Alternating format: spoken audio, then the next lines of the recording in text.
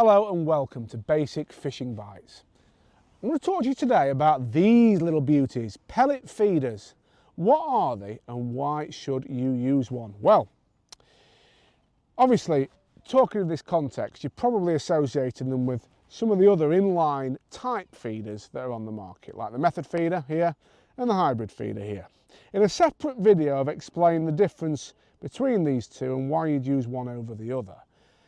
But the pellet feeder is different. Now, the thing that's good about these compared to these other two is they give a little more protection to the bait. So when loaded up with bait, you can see the pellet feeder naturally protects the feed bait inside the feeder from the elements, and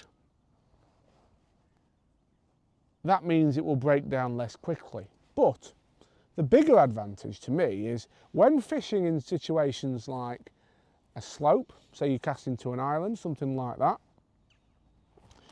the scoop or pellet feeder, as most people know it, will sit like that on the slope, holding the hook bait near the feed in the feeder. Whereas on a method feeder, which, as we know, is covered in bait totally, you can imagine on that, on a slope, as some fish come in and start feeding, bait's going to fall off and be down as fish waft around.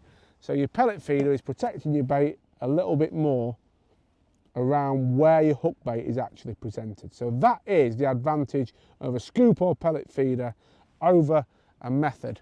Now, the in-betweener, as I'm going to call it, is the hybrid feeder, because you can see that does offer some protection to your bait, but not as much as the pellet feeder. So, my one-stop rule on when to use each of these. Method feeder, open water, when you've expected a fast-ish bite on a short-ish chuck. Hybrid feeder, when you're chucking a long way, or you've got real adverse conditions, or you are expecting to wait a long time for a bite, because it's going to protect your feed a little bit more than a method feeder. But obviously that comes at the cost of not breaking down as quick. And finally, pellet feeder, when cast into an island, when you don't want your bait to roll down the slope and you want to keep some feed around your hook bait area. So that is a pellet feeder. That's when I'd use it. I hope you found this video useful. If you have, give us a subscribe and I'll see you on the next one.